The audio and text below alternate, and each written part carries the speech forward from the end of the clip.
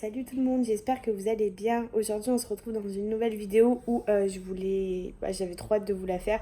Je vais répondre à toutes les petites questions qui m'ont été souvent posées et j'avais dit que je le ferais en vidéo YouTube. Du coup j'ai mes cheveux, c'est une catastrophe, mais bon, c'est pas grave. Donc j'avais dit que je le ferais en vidéo YouTube, c'est tout ce qui concerne la grossesse, etc. etc.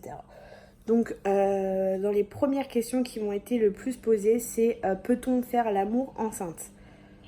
Alors c'est une vidéo sans tabou, je vous préviens, moi je suis quelqu'un de très ouvert d'esprit. Il n'y a pas de tabou pour moi, il n'y a pas de choses à ne pas dire, il n'y a pas de choses à dire, il n'y a pas de mots à éviter. Donc voilà, ne soyez pas choqués si cette vidéo ne vous intéresse pas ou vous êtes des personnes très pudiques ou quoi, n'hésitez pas à spoiler en gros la vidéo parce que je vais parler assez crûment. Donc déjà, oui, on peut tout à fait faire l'amour en étant enceinte, effectivement, sauf contre-indication médicale. Ça après, c'est à vous de voir avec votre médecin ce qu'il va vous dire. Moi, je suis pas médecin, je vous donne juste mon ressenti. Si de votre côté c'est bon, que du côté de votre compagnon c'est bon, et qu'en plus de ça, vous avez l'aval de votre médecin qui ne vous dit pas non, vous pouvez pas parce que votre col machin ou quoi, enfin voilà, il n'y a pas de raison médicale. Vous avez tout à fait le droit de coucher avec votre compagnon pendant votre grossesse, même jusqu'au dernier moment. Voilà. Ensuite, il y a une question qui m'est revenue souvent, c'est peut-on tomber enceinte après le retour de couche? Bah oui, effectivement, puisque là, j'en suis la preuve vivante. Je n'avais même pas fait mon retour de couche que je suis tombée enceinte de mon troisième petit bouchon, donc qui est un petit garçon au passage pour ceux qui me suivent et qui n'ont pas vu mes publications sur Facebook et Instagram. Donc voilà, c'est un petit garçon, un petit boy, donc on est trop content. Donc je suis pressée qu'il naisse, trop pressée qu'il rejoigne ses sœurs. Mais oui, on peut totalement tomber enceinte pendant le retour de couche et c'est surtout à ce moment-là qu'il faut faire le plus attention parce qu'on est très fertile en fait à ce moment-là en fait après la grossesse. Ensuite, on m'a aussi posé la question toujours en rapport avec le sexe, c'est combien de temps après peut-on faire l'amour? Bah écoutez, moi je vais vous dire la vérité. Ça dépend totalement de vous et de votre partenaire. Ah, voilà. Ça dépend totalement de vous et de votre partenaire. C'est-à-dire qu'en fait, si vous n'avez pas eu de fil, vous n'avez pas eu de... vous n'avez pas été arraché, vous n'avez pas d'hémorragie, vous n'avez pas de tout ça. Si vos pertes de sang, parce que vous allez beaucoup saigner après l'accouchement, ce qui est logique, vous n'avez pas eu vos règles pendant 9 mois. Si après l'accouchement, au bout d'une semaine, vous avez plus de sang et que vous vous sentez apte à refaire l'amour avec votre compagnon, bah c'est à vous de voir en fait. C'est vous qui voyez. Mais c'est toujours pareil, il ne faut pas de contre-indication médicale. Par exemple, si vous avez été recousu, épisiotomie ou quelque chose comme ça, je crois que c'est 1 ou 2 mois. Sans rapport, le temps que les fils tombent, que ça se refasse bien, puis la douleur, etc.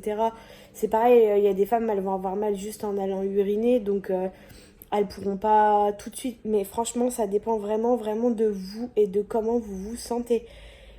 C'est primordial. Si votre médecin vous donne l'accord, après c'est vous que ça regarde. Ensuite, on m'a posé la question pour la péridurale.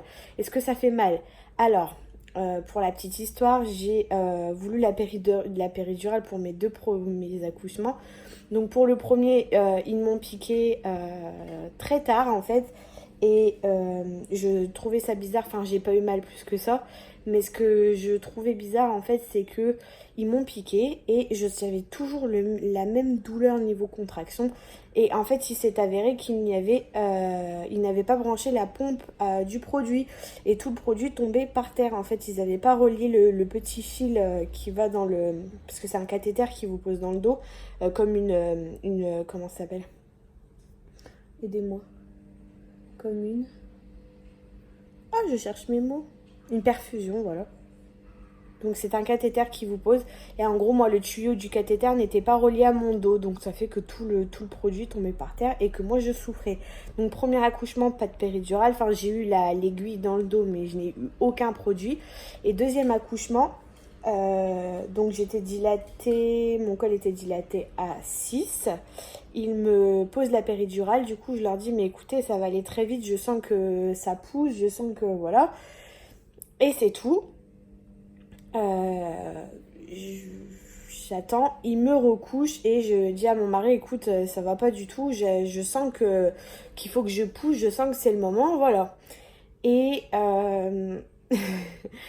elle me dit, la dame, vu que vous êtes dilatée à 6, remettez un coup de produit parce que le temps que ça arrive, parce qu'il faut une demi-heure pour que le produit arrive, que la péridurale fasse effet, pour que le temps que la péridurale arrive, vous puissiez vous sentir bien en fait et vous n'ayez pas mal pendant la poussée.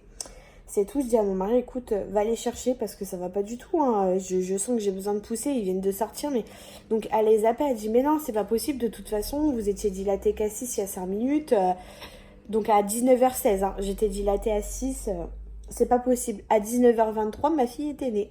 Voilà, parce que du coup, en fait, quand elles sont revenues dans la chambre, la tête était déjà engagée dans le col et j'avais plus qu'à pousser pour la sortir. Pour vous donner un petit peu l'idée. Donc voilà. Ensuite, on m'a posé la question de quelles douleurs font les contractions et que ressent-on au moment où le bébé sort, comment sait-on qu'on doit pousser. Donc en gros, c'est très simple.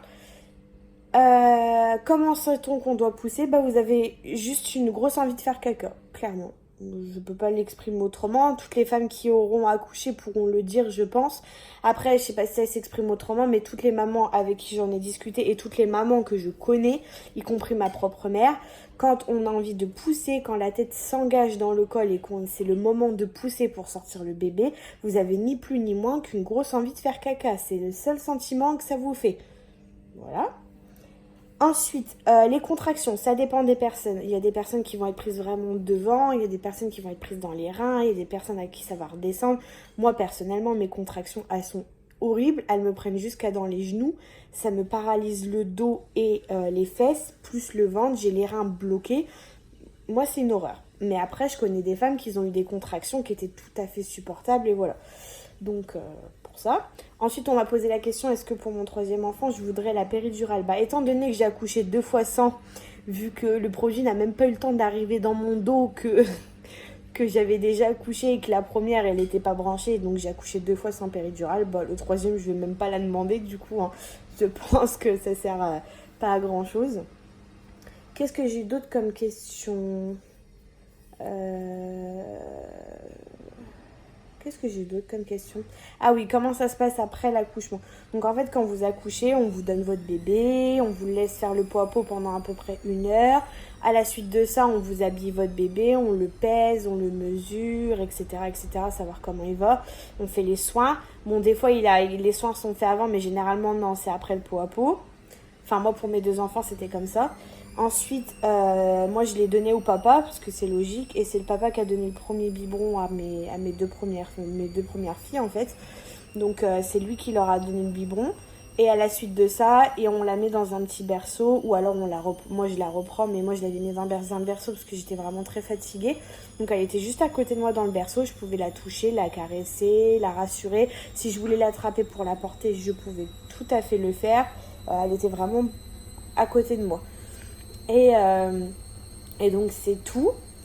J'ai repris ensuite ma fille, que j'ai remis ensuite dans le berceau parce que je remontais en chambre. Pour nous, comment ça se passe? C'est simple, on vous laisse toujours les pattes en l'air pendant un petit moment parce qu'en fait, il faut faire, la délivrance.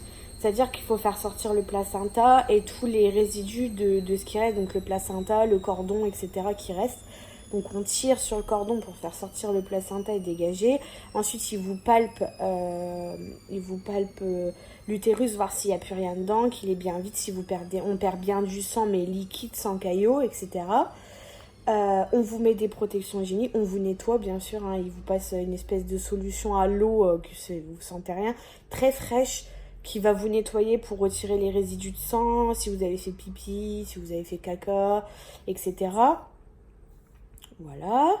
Et à la suite de ça, après, voilà, c'est tout. Non, si vous avez eu la péridurale, normalement, il ne faut pas vous lever tout de suite, il faut attendre le médecin. Pour ma part, je suis pas impotente, je pars du principe où si je me sens bien, je me suis levée. Donc en fait, j'ai accouché, 2 heures après, j'étais debout, moi, hein, clairement. Je faisais le con dans ma chambre et je tournais en rond parce que voilà, clairement. Déjà, j'ai pas eu vraiment le produit de la péridurale, mais 2 fois, je me suis levée aussitôt. Et voilà. Qu'est-ce que j'ai d'autre comme question? Ah oui, est-il normal d'avoir des contractions après l'accouchement? Oui, parce qu'il faut pas oublier que votre utérus va diminuer, va se replacer, va se réduire. Donc il va se contracter pour se réduire, expulser le reste du sang qui va rester comme si vous avez vos règles en fait. Et donc du coup vous allez avoir des grosses contractions dans le ventre. Donc oui, il est possible de ressentir des contractions même après l'accouchement parce que du coup, voilà, ça va comment? Ça va travailler. À savoir que moi, les contractions pour ma première fille, je les ai à peine senties. Par contre, pour ma deuxième, ça a été une horreur. J'ai fait une torsion de l'utérus. Enfin, ça a été une catastrophe. Bref, donc j'ai eu vraiment mal. Mais comme je le dis, chaque femme est différente. Voilà, chaque femme est totalement différente. Ne vous dites pas, oh non, je veux pas d'enfant parce que moi, je vais avoir comme elle. Non, non, ça se trouve, vous allez rien avoir, vous allez rien sentir. Vous allez faire ça les doigts dans le nez et voilà. Ensuite, on m'a déjà posé la question, est-ce que j'ai eu peur de l'accouchement? Non, non, non, j'ai jamais eu peur de l'accouchement. Je pars du principe que s'il est rentré, il faut qu'il sorte. Et puis non, c'est pas quelque chose qui me faisait peur. Je suis pas quelqu'un de doudouille à la base. J'ai jamais... je suis vraiment pas quelqu'un enfin, qui se plaint facilement ou qui est doudouille, qui va pleurer à la moindre douleur. Voilà, j'ai même pas pleuré quand j'ai accouché de mes 2 enfants, j'ai pleuré quand ils étaient dans mes bras. Par contre, quand ils sont nés, qu'ils sont sortis, qu'on me les a posés, là oui, ça, les émotions, tout sort. Donc j'ai pleuré énormément, mais pendant l'accouchement, j'ai même pas pleuré de douleur ni rien. J'étais tellement concentrée dans ce que je faisais que voilà, je voulais personne avec moi. Mon mari, pour ma première fille, il était de l'autre côté, donc il voyait tout ce qui se passait et il a réceptionné ma fille, il me l'a posée sur moi et puis il a coupé le cordon ombilical. Pour la deuxième, ils ont eu le temps de rien parce que le temps qu'ils le préparent, j'ai un problème de lumière. Voilà. Le temps qu'il le prépare, en fait, elle était déjà sortie. J'ai poussé, je l'ai expulsée direct, la pauvre. Mais voilà, enfin, après, c'est tout simple. Pour ce qui concerne l'allaitement, je peux pas vous faire de vidéo pour le moment car j'allaite seulement mon 3e. Je n'ai pas allaité les 2 premiers. Attendez, j'ai un problème de lumière. Ah, voilà, c'est mieux, c'est beaucoup mieux comme ça. Donc voilà. Qu'est-ce que j'ai eu d'autre comme question? Parce que j'en ai eu vraiment tellement, je les ai même pas notées. Mais c'est vrai que j'ai beaucoup de questions. Comme ça. Ah oui. Est-il normal d'avoir des pertes de sang pendant la grossesse? Alors, attention, je ne suis pas médecin, je le rappelle. Mais ce que je peux vous dire de mon vécu, c'est que si vous avez des toutes petites traces de sang, admettons après un rapport, c'est normal. De ce que ma gynécologue et mes médecins m'ont dit, c'est normal. Parce qu'en fait, quand vous allez avoir un rapport, ça va irriter un petit peu le col de l'utérus qui est déjà fragile vu qu'il maintient le bébé. Donc du coup, ça peut causer des petites pertes de sang. Bien évidemment, si vous perdez des grosses flaques de sang ou des grosses taches de sang, il faut consulter un médecin, il faut aller voir si le bébé va bien, parce que ça peut être des choses graves. Mais si c'est des petites gouttelettes que vous perdez de temps en temps, notamment après un rapport, ou je sais pas moi, après, je sais que quand je prends la voiture, s'il y a trop de dodane, voilà, s'il y a trop de dodane et qu'il y a trop de choses chaotiques sur la route, bah je suis pas bien. Enfin voilà, je sais que j'ai des petites traces de sang légères. Comment reconnaît-on des contractions, des vraies, des fausses? Oh bah je vous rassure, hein, j'ai même pas besoin de vous expliquer, vous en rendrez compte. Mais à part ça, voilà, je voulais dire à toutes les mamans, surtout ça que je voulais vous dire dans cette vidéo, je voulais dire à toutes les mamans qui ont peur de l'accouchement que voilà, c'est rien, c'est douloureux, on va pas se mentir, hein. C'est pas une partie de plaisir un accouchement, mais voilà, quand vous voyez qu'il y a certaines femmes qui arrivent à en avoir beaucoup, c'est que c'est pas si mal que ça. Moi je sais que j'en ai eu un et c'est une douleur qui m'a manqué. Et quand j'ai accouché de ma deuxième, et je sais que là en fait je suis tellement pressée d'être à l'accouchement parce que au fond je sais que je vais souffrir. Oh, j'ai un trop de produit au menton. Bref, au fond je sais que je vais souffrir.